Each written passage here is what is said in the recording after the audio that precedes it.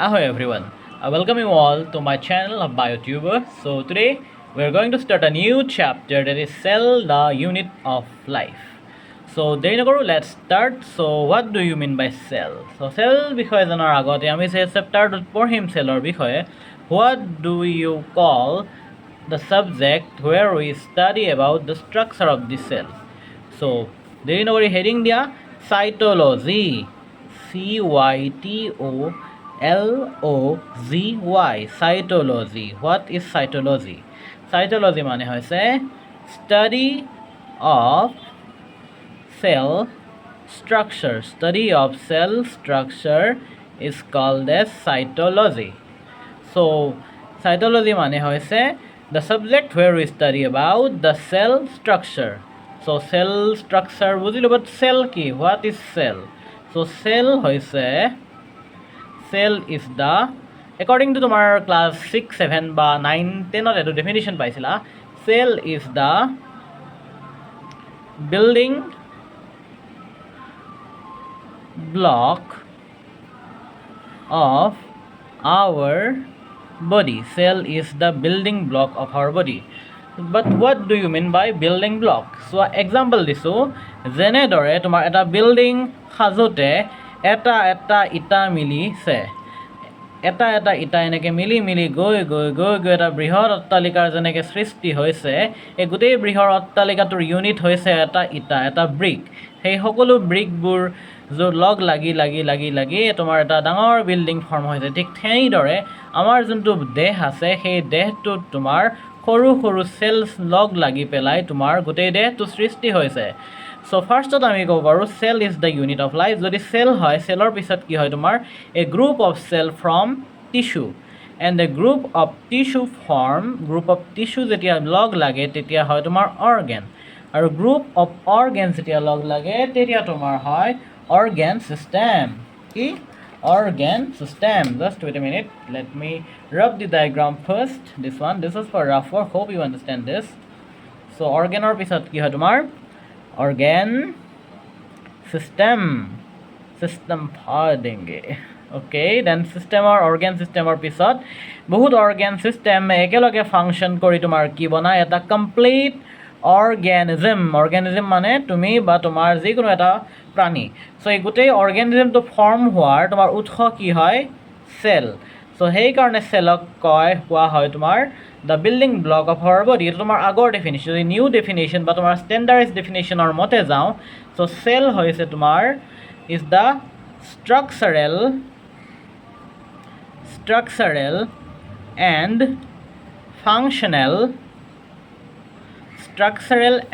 functional unit of life. Structural and functional unit of life is called cell. বা তোমালোকে ভাবিব পাৰা কি কৰিছে এইটো structural functional unit মানে বুজিছা? ইউনিট মানে হৈছে তোমাৰ একক, যোনটো তোমাৰ লাইক সেইটো একক নহয় আৰু তোমাৰ চিম্বল নহয়, জাষ্ট তোমাৰ এটা যেনেকৈ সৰু বস্তু এটাৰ পৰা ডাঙৰ বস্তু সৃষ্টি হয়, সেই ডাঙৰ বস্তুটোৰ মূলতে যোনটো তোমাৰ ইউনিট হয় তাকে কোৱা হয় cell. Okay, but structural and functional এই দুটা বুজি নাপালোঁ কি হয়. So structural means that all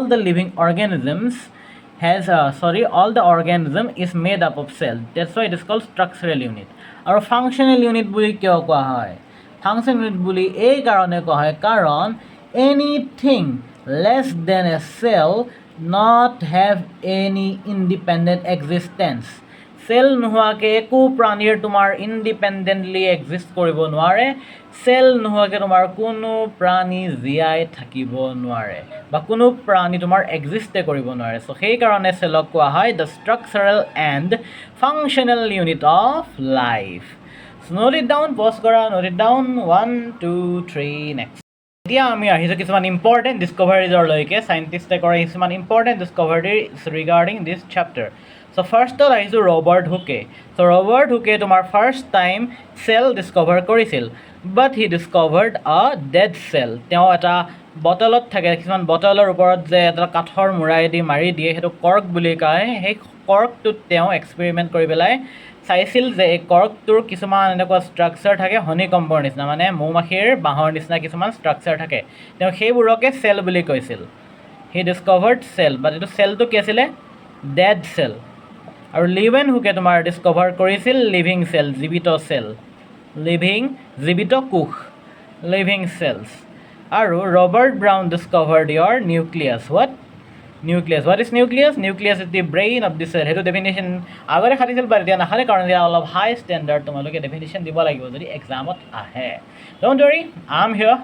I will teach you the entire topic very smoothly and will make you understand. It's my promise. Next হৈছে কেমেলিও গল্গি। কেমেলিও গল্গি কি Discover কৰিছিল তাৰ নামতে লিখা হৈ আছে, he discovered your Golgi bodies. তেওঁ তোমাৰ গলজি বডিজ ডিস্কভাৰ কৰিছিল। এইবোৰ কি হয়? নিউক্লিয়াছ, গলগি বডিজ, এইবোৰ তোমাৰ অৰ্গেনেলছ হয়, চেলৰ ভিতৰত থকা অৰ্গেনেলছ। আৰু পেলেডে ডিস্কভাৰ কৰিছিল তোমাৰ ৰাইবজোমছ ইন এনিমেল চেলছ। আৰু পুৰকেনজিয়ে তোমাৰ ডিস্কভাৰ কৰিছিল P for Purkinje, P for protoplasm, P for Purkinje. আৰু লাষ্টত হৈছে তোমাৰ জি এন ৰামাচন্দ্ৰনৰ বিষয়েচোন আমি পোৱাই নাই, চেল চেপ্টাৰত পঢ়াই নাই। বাট চোৱা, চেল চেপ্টাৰ তোমাৰ ষ্টাৰ্ট হৈছে NCERT বুকখনৰ চেল চেপ্টাৰটো এইটো পেজত যদি ষ্টাৰ্ট হৈছে, এইটো পেজত তেওঁৰ বিষয়ে আছে। What he Discover is, he discovered the triple helical structure of collagen. Sir কি এইটো? What is collagen? আমি কেনেকৈ জানিম? ত' কোলাজেন তোমালোকৰ বায়'মলিকুল চেপ্টাৰটোত আছে। ডোণ্ট ৱৰি, এতিয়া জাষ্ট মুখস্থ কৰি থৈ দিয়া বা জানি থৈ দিয়া, হি ডিস্কভাৰ্ড ট্ৰিপল হেলিকেল মানে তোমাৰ DNA টাইপৰ এনেকুৱা আৰু triple helical structure of collagen is the most abundant protein of animals, I guess. Yes, maybe. Next কি হ'ব তোমাৰ? নেক্সটটো নাই, নেক্সট আছে কিছুমান চাইণ্টিষ্টৰ নাম, বাট কিছুমান এইবোৰ NCERT বাহিৰত আছে। চ' NCERT বাহিৰত না বৰ্ডত তোমালোকৰ যাব না নীটত আহিব। যদি আহে কিছুমান চাইণ্টিষ্ট আছে লাইক তোমাৰ ৰবিনছন, ইয়াৰ নাম আছিল ৰবিনছন এণ্ড ব্ৰাউনে ডিস্কভাৰ কৰিছিল তোমাৰ ৰাইবজোম ইন প্লাণ্ট চেল। ক'ত ডিস্কভাৰ হৈছিল? Plant cell. বাট তোমাৰ পেলেডে ডিস্কভাৰ কৰিছিল ribosomes in your animal cells. সেইটো বেছি ইম্পৰ্টেণ্ট হয়, এইটো NCERTত আছে, এইটো NCERTত নাই। বাট যদি তোমাৰ কুৱেশ্যন আহে হু discovered ribosome in plant cell, তাত যদি পেলেডৰ অপশ্যন দিয়া হৈ থাকে, লাষ্টত নান অফ দিছ অপশ্যন দিয়া হৈ থাকে, মান ল মই এটা কুৱেশ্যন তোমালোকক সুধিছোঁ, who discovered ribosome in plant cell. Option A দিয়া থাকিল তোমাৰ পেলেডে, অপশ্যন বি দিয়া থাকিল পুৰকিনজি, অপশ্যন চি দিয়া থাকিল কেমিলিও গল্জি, অপশ্যন ডি দিয়া থাকিল নান অফ দি এবভ। চ' তোমালোকে কি টিক কৰিবা? নান অফ দি এবভ, কাৰণ এইটো ডিস্কভাৰ কৰিছিল ৰবিনছন এণ্ড ব্ৰাউনে। আণ্ডাৰষ্টেণ্ড? ত' নেক্সট স্লাইডত আমি পঢ়িম তোমাৰ এবাউট চেল থিয়ৰী। চ' এতিয়া আমি পঢ়িম চেল থিয়ৰীৰ বিষয়ে। চ' কেন ইউ টেল মি উইদাউট মই পঢ়োৱাৰ আগতে কোৱা, হু ফৰ্মুলেটেড দি চেল থিয়ৰী? চ' চেল থিয়ৰী কোনে দিছিল? যদি জানা কমেণ্ট বক্সত জনাবা। চ' মই কৈছোঁ এতিয়া, cell theory was formulated by two পাপিজ। দুজন পাপিয়ে দিছিলে, দুজন চাইণ্টিষ্টে দিছিলে তোমাৰ cell theory. Who? Schleiden and Schwann. দুজন চাইণ্টিষ্ট, স্লেইডেন এণ্ড সোৱান, বেলেগ বেলেগ দেশৰ। চ' ফাৰ্ষ্টত আমি পঢ়িম স্লেইডেনৰ বিষয়ে। চ' স্লেইডেন হৈছে তোমাৰ স্লেইডেন এইটোৱে হ'ব লাগে example.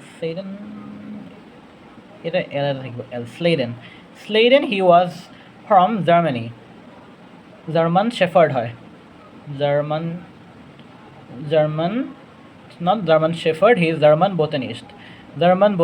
In the year 1838, he formulated the cell theory for plants. He said that, now কৈছিল যে plants are made of different, মই অলপ শ্বৰ্টকাটত লিখিছোঁ, তোমালোকে লংকৈ লিখিবা, বা যদি নীট এক্সপিৰিয়েঞ্চ হয় শ্বৰ্টকৈ লিখি ল'বা। তোমালোকে বৰ্ডৰ যদি হয় তোমালোকে লংকৈ লিখিবা। Plants are made of different type of cell which form plant tissues. তো স্লেইডেনে এনেকৈ কৈছিলে। নেক্সট আহোঁ আমি সোৱান কি হয়? Angrezi master, not Angrezi master, Angrezi zoologist. Swan, SCHWANN, Swan. তেওঁ ইয়াৰটো আছিল তোমাৰ এটা বছৰৰ পিছত 1839. Yes, he was a British zoologist.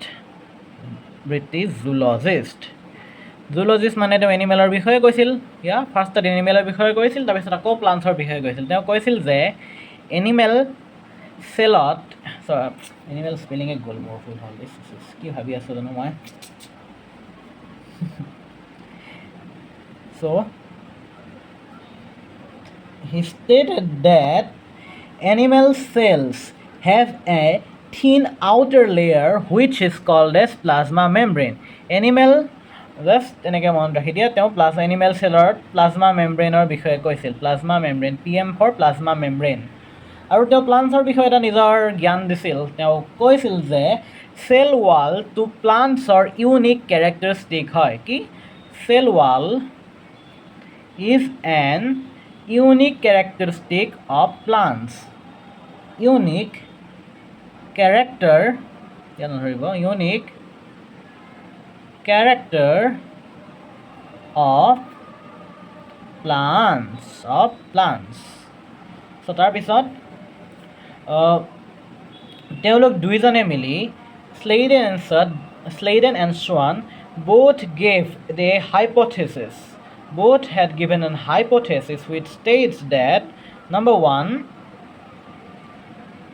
all the animals and অলপ লিখি লোৱা তোমালোকে এইখিনি 1 2 3 লিখি ল'লা। মই ৰাপ কৰি দিওঁ ওপৰৰখিনি, তাৰপিছত ইয়াৰ পৰাই লিখি লওঁ আকৌ।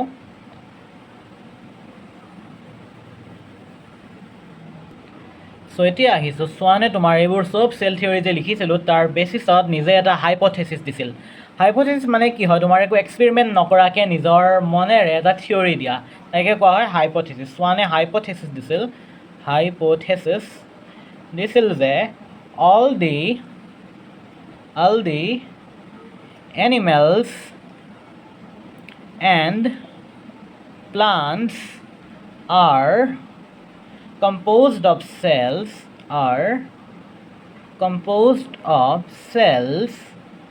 and are product of cell and are product of cell. Done. But তেওঁলোকে চেলৰ থিয়ৰিটো দিছিল যে চব এনিমেলছ আৰু প্লাণ্টছ তেওঁলোক চেলৰ পৰা, কোষৰ পৰা বনিছে আৰু তেওঁ কোষৰ প্ৰডাক্ট। চব এনিমেলছ আৰু প্লাণ্টছ চেলৰ পৰা কম্প'জ হৈছে, চেলৰ পৰা গঠিত হৈছে আৰু তেওঁলোক চেলৰে প্ৰডাক্ট হয়। বাট তেওঁলোকে এটা লিমিটেশ্যনছ হৈ গ'ল, যোনটো তেওঁলোকে ক'ব নোৱাৰিলে যে তোমাৰ নতুন চেলবোৰ কেনেদৰে ৰাইজ হ'ল, নতুন চেলবোৰ কেনেদৰে আহিল। সেইটো কথাত তেওঁলোক চাইলেণ্ট আছিল। They were silent on the subject that how new cells arised. তোমালোকে লিমিটেশ্যন বুলি এনেকৈ লিখি দিব পাৰা, যে they were silent on how new cells were arised. So' সেইটোৰ চলিউশ্যন লৈ তোমাৰ 20 বছৰৰ পাছত এজন নতুন বৈজ্ঞানিক আহি এটা শ্লোক দিলে। কি দিলে? শ্লোক দিলে। তেওঁৰ নাম হৈছে ৰডল্ফ ভাৰ্চিউ।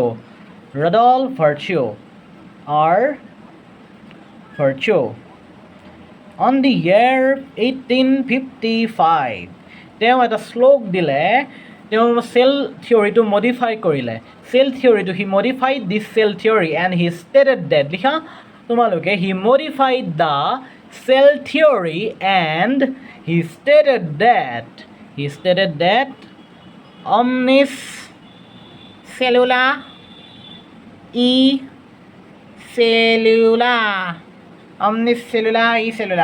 इसका मतलब क्या है? इसका मतलब कोई श्लोक है क्या, कोई और है? এইটো মানে হৈছে তোমাৰ নতুন চেলছবোৰ ক'ৰ পৰা আহিল। তেওঁ কৈছে যে নিউ চেলছ মানে নতুন কোষ are formed from pre-existing cell। কি? প্ৰি এক্সিষ্টিং চেল মানে কি হ'ল মানে কি হয় প্ৰি এক্সিষ্টিং চেল মানে আগৰ পৰা থকা চেলবোৰে ডিভাইড হৈ গৈ নতুন চেলৰ সৃষ্টি কৰে এক से भले दो दो से भले चार सो সেই ফাৰ্ষ্টৰ তোমালোকে যেতিয়া লিখিব পাৰা the modern cell theory states that ফাৰ্ষ্টত এইটো পইণ্ট লিখিবা নাম্বাৰ 1 বুলি আৰু ছেকেণ্ডত এইটো পইণ্ট লিখিবা নাম্বাৰ 2 বুলি all the animals and plants বা এইটো অল দি তোমালোকে লিভিং অৰ্গেনিজম বুলি লিখি দিব পাৰা NCERT-ত আছে living organism all the living organisms all the living organisms of handwriting বেয়া হৈ গৈছে are composed of cells and are products of cells আৰু second to হৈছে all the cells arises from pre-existing cells so ইয়াৰ ততে আমি cell theory সামৰণি মাৰিছোঁ next আমি যাম তোমাৰ বিভিন্ন প্ৰকাৰৰ সেলৰ লেকে জাষ্ট কৈছোঁ সেল তোমাৰ কিছুমান অৰ্গেনিজমছত এটা সেলো থাকিব পাৰে কিছুমান অৰ্গেনিজমছত বহুত সেল থাকিব পাৰে যোনবিলাক অৰ্গেনিজমছ অকল এটা কোষেৰে গঠিত হয় তেওঁলোকক আমি কওঁ ইউনিচেলুলাৰ অৰ্গেনিজমছ আৰু সেইবোৰ অৰ্গেনিজমছ যাৰ বহুত চেলছ আছে মাল্টিপল চেলছ আছে তেওঁলোকক আমি কওঁ মাল্টিচেলুলাৰ অৰ্গেনিজমছ চ' ইউনিচেলুলাৰ অৰ্গেনিজমছৰ এক্সাম্পল হৈছে তোমাৰ কিংডম দুটা তোমাৰ ফাৰ্ষ্ট হৈছে মনেৰা তাৰপিছত প্ৰটিষ্টা এইকেইটা তোমাৰ কি হয় ইউনিচেলুলাৰ আৰু তোমাৰ ফাঞ্জাই প্লান্টে এণ্ড এনিমেলিয়া এইকেইটা তোমাৰ কি হৈছে মাল্টিচেলুলাৰ অৰ্গেনিজম মোষ্টলি আৰু জেনেৰেলি তোমাৰ ফাঞ্জাইটো আছে কিছুমান ইউনিচেলুলাৰ এটা আছে এক্সাম্পল দিয়া আছে NCERT-ত but that's not the point that I will teach you in the chapter biological classification so' এতিয়া নেক্সট শ্লাইডত আমি পঢ়িম about prokaryotes and eukaryotes so' what are they let's see so' চেলছবোৰক তোমাৰ নিউক্লিয়াৰ এৰেঞ্জমেণ্টৰ আধাৰত তাৰ নিউক্লিয়াছটো কেনেদৰে এৰেঞ্জমেণ্ট হৈ আছে তাৰ আধাৰত দুটা ভাগত বিভক্ত কৰিব পাৰোঁ ফাৰ্ষ্ট হৈছে প্ৰ'কেৰিয়টছ আৰু ছেকেণ্ড হৈছে ইউকেৰিয়টছ প্ৰ'কেৰিয়টছ সেইবোৰ অৰ্গেনিজমছৰ হয় সেইবোৰ অৰ্গেনিজমছক কোৱা হয় প্ৰ'কেৰিয়টছ বুলি যাৰ নিউক্লিয়াৰ মেমব্ৰেইন এবচেণ্ট হয় ৱেৰ নিউক্লিয়াৰ মেমব্ৰেইন মানে নিউক্লিয়াৰৰ আৱৰণখন এবচেণ্ট আৰু ইউকেৰিয়টছ য'ত নিউক্লিয়াৰৰ আৱৰণখন প্ৰেজেণ্ট অ'কে চ' ইয়াৰ এক্সাম্পল হৈছে তোমাৰ বেক্টেৰিয়া মাইকোপ্লাজমা PPLO মানে কি হয় PPLO মানে হৈছে তোমাৰ pleuropneumonia like organisms pleuropneumonia like organisms so' চেলছবোৰৰ ডিফাৰেণ্ট শ্বেপ এণ্ড চাইজ থাকে cells varies greatly in their shapes and size shape আৰু সাইজত সেলবোৰ বহুত বিভিন্ন থাকে মানে আমি ক্লাসিফাই কৰিব শেপৰ যদি মই চাওঁ তোমাৰ মেইনলি প্ৰ'কেৰিয়টিক সেল চাৰিটা শেপ ইয়াত NCERT-ত দিয়া হৈ আছে varies greatly in shape and size তোমালোকে লিখিবা cells varies greatly in shape and size ফাৰ্ষ্টত শেপৰ তলত হেডিং দি লিখিবা চাৰিটা আছে নাম্বাৰ 1 হৈছে তোমাৰ বেচিলাছ শেপ বেচিলাছ মানে হৈছে তোমাৰ ৰডৰ নিচিনা কেনেকুৱা ৰডৰ নিচিনা ৰড লাইক তাৰপিছত আছে তোমাৰ ককাছ means your spherical দেন তোমাৰ থাৰ্ড হৈছে তোমাৰ ভিব্ৰো মানে হৈছে তোমাৰ কমা এটাৰ নিচিনা শেপৰ পিছত আছে তোমাৰ সাইজ আৰু 4 নম্বৰটো আছিল 4 নম্বৰটো তোমাৰ স্পাইৰেলাম হৈছে স্পাইৰেল শেপ চ' তাৰপিছত তোমাৰ আমি সাইজৰ কথা আহোঁ স্পাইৰেলৰ নিচিনা হয় আৰু এতিয়া আমি সাইজৰ বিষয়ে আহোঁ শেপ এণ্ড সাইজ যদি সাইজৰ বিষয়ে চাওঁ একৰ্ডিং টু NCERT তোমাৰ ফাৰ্ষ্ট যোনটো PPLO হয় সবতকে স্মল তাৰ সাইজ হৈছে 0.1 মাইক্ৰমিটাৰ কি 0.1 মাইক্ৰমিটাৰ তাৰপিছত হৈছে মাইকোপ্লাজমাৰ সাইজ হৈছে তোমাৰ 0.3 মাইক্ৰমিটাৰ তাৰপিছত হৈছে তোমাৰ জেনেৰেল বেক্টেৰিয়াৰ সাইজ কিমান তোমাৰ 3 to 5 মাইক্ৰমিটাৰ জেনেৰেল বেক্টেৰিয়াৰ সাইজ 3 to 5 মাইক্ৰমিটাৰ তোমালোকে এটা মনত ৰাখিব পাৰা যোন তোমাৰ লাৰ্জেষ্ট সেল হয় সবতকে বৃহৎ সেলটো কি কমেণ্ট বক্সত জনোৱাচোন যদি জানা যদি নাজানা একো নাই কৈ দিছোঁ তোমাৰ সবতকে চবতকে ডাঙৰ চেলটো হৈছে the largest isolated, that is অকলশৰীয়া single cell is the egg of ostrich. Ostrich the bird to flightless bird, তাৰ এগটো কি হৈছে চবতকে লাৰ্জেষ্ট চেল, কি হয় ইয়াত লিখি দিছোঁ লাৰ্জেষ্ট চেল। আৰু চবতকে লংগেষ্ট চেল হৈছে তোমাৰ নাৰ্ভ চেল মানে নিউৰন চেল। লিখি ল'ব পৰা the nerve cell are the longest cells. So' shapes and চাইজৰ কথা হৈ গ'ল। চ' শ্বেপখিনি আমি এবাৰ NCERT চাই ল'ব ব'লা। চ' চোৱা, এইটো মই তোমালোকৰ বায়'লজিকেল ক্লাছিফিকেশ্যন চেপ্টাৰৰ পৰা তুলি লৈছোঁ। চ' চোৱা, মই যেনেকৈ কৈছিলোঁ তোমাৰ ফাৰ্ষ্টত বেচিলাছ বুলি দিছিলোঁ, বেচিলাই এনেকুৱা শ্বেপ, তোমাৰ কৈছিলোঁ ৰড শ্বেপ বুলি, এইটো ৰড শ্বেপ। তাৰপিছত কৈছিলোঁ মই ককাছৰ বিষয়ে, ককাছ হৈছে স্ফেৰিকেল শ্বেপ। চ' এইকেইটা স্ফেৰিকেল টাইপ হয়নে নহয়, ইট স্ফেৰিকেল। তাৰপিছত কৈছিলোঁ ভিব্ৰ শ্বেপ, ভিব্ৰ কমা শ্বেপ, এইটো কমা নিচিনা নহয় জানো, এনেকুৱা কমা যে দিওঁ, চ' এইটো ভিব্ৰ শ্বেপ। আৰু তাৰপিছত হৈছে এইটো তোমাৰ স্পাইৰেলাম ইদৰ স্পাইৰেল শ্বেপ এনেকুৱা স্পাইৰেল। ইয়াতে ফ্লেজেলা আছে, ফ্লেজেলা কি তোমাৰ এটা ছাৰ্ফেচ ষ্ট্ৰাকচাৰ হয়, এইটোৰ বিষয়ে পঢ়িম আমি। চ' এইটোৱে তোমাক ডায়গ্ৰামেটিকেলি দেখালোঁ যাতে একো কনফিউজন নহয় পিছৰলৈকে। আজি আৰু অলপ পঢ়াব মন আছিল, তোমাৰ প্ৰকেৰিয়টছৰ পাৰ্টছখিনিকে কমপ্লিট কৰাই দিব মন আছিল, বাট কি হ'ল মানে আজি আমাৰ কৃষ্ণ জন্মাষ্টমীৰ উপলক্ষে, আজি এই ভিডিঅ'টো কৃষ্ণ জন্মাষ্টমীৰ দিনা মই ৰেকৰ্ড কৰি আছোঁ। চ' ইয়াত মানে অলপমান ফাংচনছ হৈছে আৰু চ' বেকগ্ৰাউণ্ডত নইজ আহি থাকিব বুলি আজি ইমানতে সামৰিছোঁ। চ' আজি যি কৰিছিলোঁ সেইবিলাক পঢ়িবা, নেক্সট লেকচাৰত লগ পাম। থেংক ইউ ভেৰি মাছ, জয় অসম।